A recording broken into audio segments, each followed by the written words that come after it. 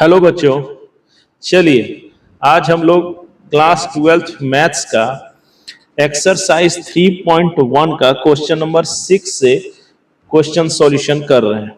Chapter का नाम है मैट्रिक्स।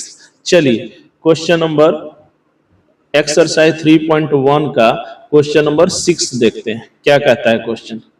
क्वेश्चन है यहाँ पर 6 नंबर का, find the value of x y z का वैल्यू निकालिएगा। यहाँ पर 6 में 3 क्वेश्चंस दिया है, 1 2 3। तो पहला क्वेश्चन है इसका 6.1 का कि यहाँ पर एक मैट्रिक्स दिया है, एक लेफ्ट साइड एक राइट साइड और दोनों के बराबर इक्वलिटी का साइन दिया है। तो बोलता है एक्स वाई जेड का वैल्यू निकालिए। तो देखिए सबसे पहला का हम सॉल्यूशन देखते हैं। सबसे पहले जान लो कि दो मैट्रिक्स अगर इक्वल है इसका मतलब है उसका कॉरस्पॉन्डिंग एलिमेंट्स भी इक्वल होता है। इसका मतलब है कि ये जो लेफ्ट साइड और ये राइट साइड दोनों के बीच में क्या दिया है, इक्वल टू का साइन। इसका मतलब है कॉरस्पॉन्डिंग एलिमेंट्स का मतलब है फर्स्ट रो का फर्स्ट कॉलम, फर्स्ट रो का फर्स्ट कॉलम, ये दोनों बराबर होगा, यानी y बराबर क्या हो जाएगा 4 हो जाएगा। ये हो गया। अच्छा, ये है फर्स्ट रो का सेकंड कॉलम, ये है फर्स्ट रो का सेकंड कॉलम, यानी z बराबर 3 भी हो जाएगा। अच्छा, ये है सेकंड रो का फर्स्ट कॉलम, ये भी है सेकंड रो का फर्स्ट कॉलम, तो x बराबर 1 भी हो जाएगा। ये है सेकंड रो का सेकंड कॉलम, ये भी है सेकंड रो का सेकंड कॉलम, ये दोनों भी इक्वल होगा। ऐसे में x इज इक्वल टू 1 आता है, y बराबर 4 आता है और z बराबर 3 आता है। तो this is the required answer.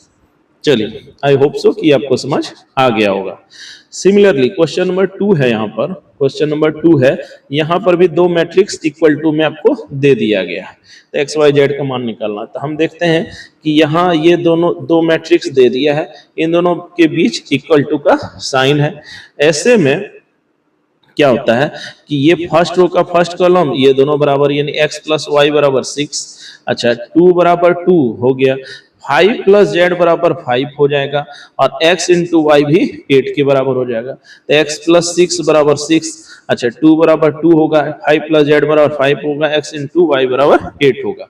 अब यहाँ पर देखो, यहाँ पर एक्स वाई है, यहाँ पर भी एक्स वाई है और यहाँ जेड है।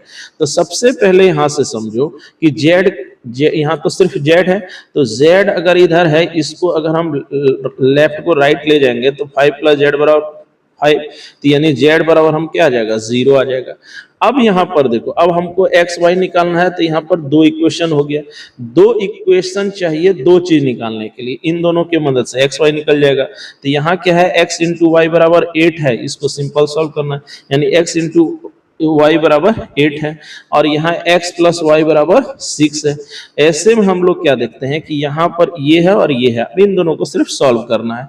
तो सॉल्व करने के लिए हम लोग क्या कर सकते हैं कि यहाँ पर जैसे t बराबर मान लेते हैं x और y, कुछ भी मान लेते हैं, तो t बराबर या x और y मान लेंगे तो हमारा आ जाएगा। अब जैसे यहाँ पर दो इक्वेशन सिंपली है, इसको सॉल्व करना, तो यहाँ से हम लोग क्या करेंगे, यहाँ से हमारा जैसे आता है कि टी स्क्वायर माइनस 6t, देखो टी स्क्वायर हो जाएगा माइनस 6 स्क्वायर प्लस 8 हो जाएगा। अच्छा, ये कैसे होगा, तो इसको समझने के लिए यहाँ पर समझो आप।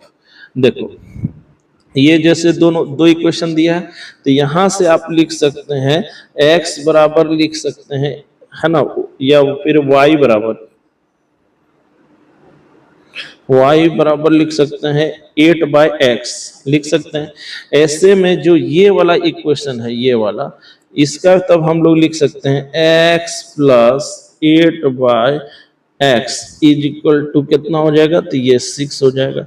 अब इसको हम लोग जब सॉल्व करेंगे तो आ जाएगा x स्क्वायर हो जाएगा और यहाँ हो जाएगा 8 और यहाँ हो जाएगा 6। ऐसे में हमारा इक्वेशन ये रिड्यूस हो जाएगा x square minus 6x plus 8 equal to 0। अब यहाँ से जब हम लोग इसका फैक्टराइजेशन करेंगे, है ना, जो कि क्लास 10 में पढ़ेंगे, तो x माइनस 4 आ जाएगा और x माइनस 2 आ जाएगा इक्वल टू 0। तब यहाँ से हमारा जाएगा x बराबर 4 और 2 आ जाएगा, तो x बराबर 4 और 2 आ जाएगा।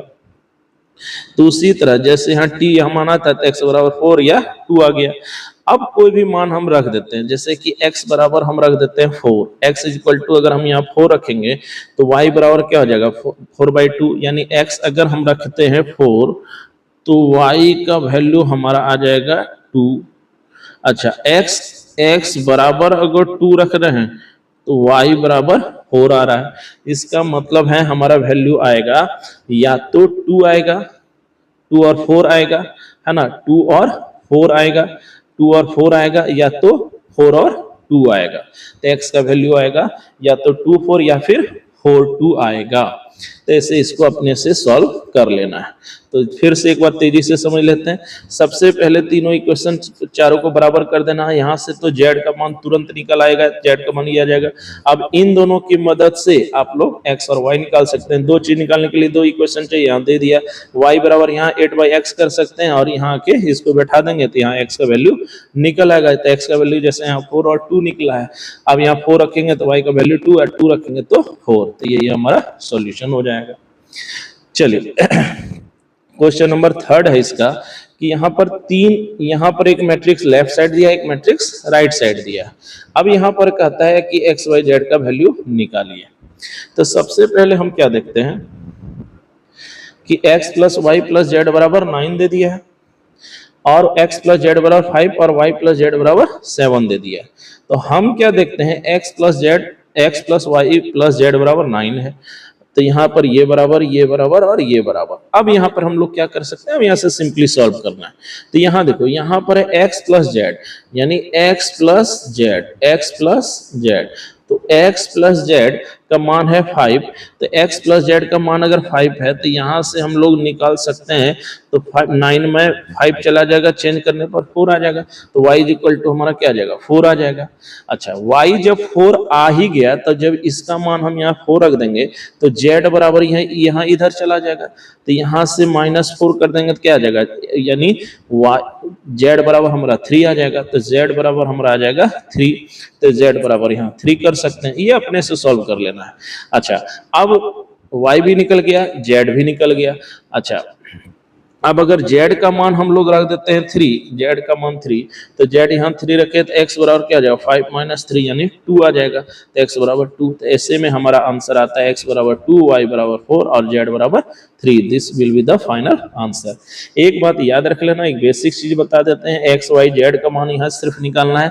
3 चीज निकालने के लिए 3 इक्वेशन होना चाहिए, जो कि यहाँ दिया है। इसकी मदद से आप निकाल सकते हैं। अगर ये प्रॉब्लम है तो आप बेसिक सीरीज में जाकर इसको देख सकते हैं कि कैसे ये सॉल्व करते हैं।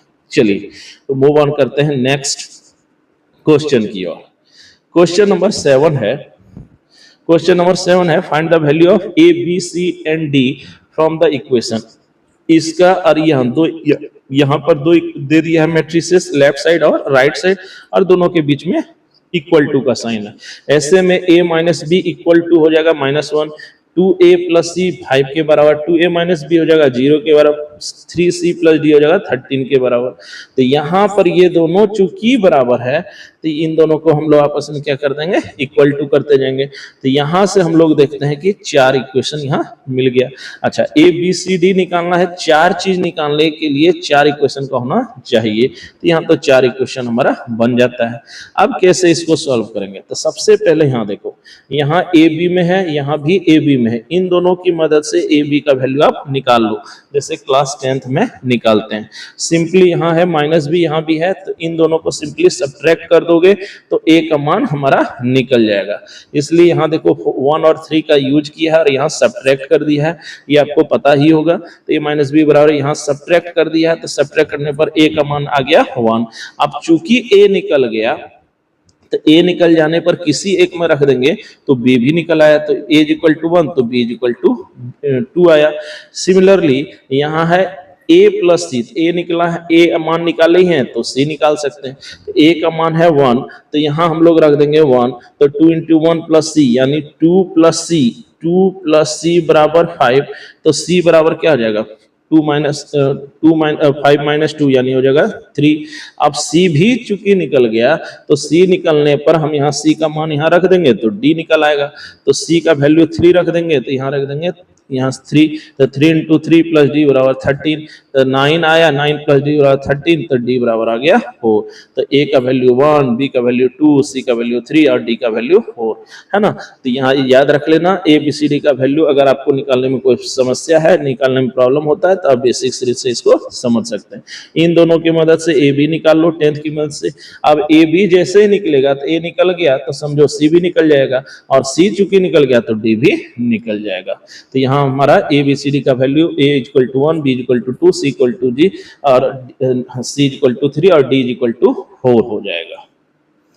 चलिए मूव ऑन करते हैं। क्वेश्चन नंबर 8 कहता है if a is equal to, एक मैट्रिक्स डिफाइन किया ए आई जी और यहाँ ऑर्डर दिया है m into n, is a square matrix. कैसा मैट्रिक्स है ये? स्क्वायर मैट्रिक्स है।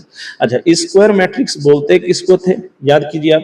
तो स्क्वायर मैट्रिक्स, स्क्वायर मतलब ही होता है जिसमें रो और कॉलम दोनों आपस में क्या हो जाए? इक्वल हो जाए। तो यानी m into n जो है दोनों बराबर हो, यानी m is equal to n हो जाए, यानी दोनों ही जब बराबर होगा तब ये क्या कहलाएगा? ये एक स्क्वायर मैट्रिक्स कहलाएगा। So the answer and option will be, so the answer will be x m is equal to n। Square matrix में नंबर ऑफ रोज और कॉलम दोनों इक्वल टू में होते हैं। सिमिलरली क्वेश्चन नंबर 9 है, अभी जैसे पहले हम लोग देखे थे, कहता है which of the given values of x y make the following pair of matrices equal. यहाँ पर सिर्फ ऑब्जेक्टिव है। अब यहाँ पर देखो दो मैट्रिसेस है, दोनों को इक्वल होगा, तो इक्वल होने के लिए ये 3x plus 7 is equal to 0, तो ऐसे में हमारा क्या होना चाहिए? दोनों चूंकि दोनों बराबर बराबर होगा तो x बराबर हमारा तब आ जाएगा -7/3 आ जाना चाहिए। तो x इज इक्वल टू हमारा आ जाएगा -7/3। अच्छा, 5 बराबर हो जाना चाहिए y-2, तो y-2 बराबर हो जाएगा 5। तो यहां से हमारा आ जाएगा y इक्वल टू 7 आ जाएगा, y इक्वल टू 7 आ जाएगा। तो यहाँ पर हमारा जो ऑप्शन है, तो यहाँ पर हमारा x इक्वल टू आ जाएगा 7/3 है ना, 7/3। तो -7/3 हम देखते हैं कि कोई भी ऑप्शन में x इक्वल टू यहाँ भी नहीं दिया है ना, यहाँ पर भी नहीं दिया गया है, यहाँ पर भी नहीं दिया गया है, यहाँ पर और फाइंड तो करना पॉसिबल था ही। इसका मतलब है कि यहाँ पर हम जब निकालते हैं तो x इक्वल टू -7/3 और y इक्वल टू 7 आता है ना। अब यहाँ पर हम लोग क्या करते हैं, जब यहाँ पर फ्रॉम 3 रखते हैं तो y इक्वल टू फिर ये आता है, और x भी रख देने पर हमारा ये -2/3 आता है। तो हम लोग देखते हैं कि x इज इक्वल टू -2/3 भी आता है और y equal to 7। So option के अनुसार option C is the right answer. क्यों? क्योंकि ये भी इसके बराबर होगा, तो यहाँ से y बराबर तो हमारा 7 हो जाएगा, क्योंकि y प्लस 1 बराबर 8, तो y बराबर हो जाएगा 8 - 1 7 हो जाएगा। अब ये दोनों बराबर जब हम लोग करेंगे तो ये दोनों बराबर करने पर हमारा आ जाएगा -3 है ना। अब यहाँ से हो गया 4 में 2 गया 2, तो x बराबर कितना हो गया? -2/3। तो x का वैल्यू हमारा यहाँ से निकला -2/3। तो एक ये आया और एक y बराबर 7 भी आया। तो ये हमारा ऑप्शन के अकॉर्डिंग आंसर होगा, x बराबर -2/3 और y बराबर 7, and option C is the right answer.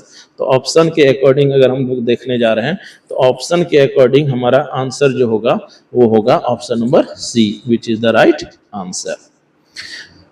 अब है क्वेश्चन नंबर 10, बोलता है the number of all possible matrices of order 3 into 3 with each entry 0 और 1। देखो सबसे पहले समझो, एक मैट्रिक्स 3 into 3 ऑर्डर का बनाना और जिसमें सिर्फ 0 या 1 ही डालना है, एंट्री करना।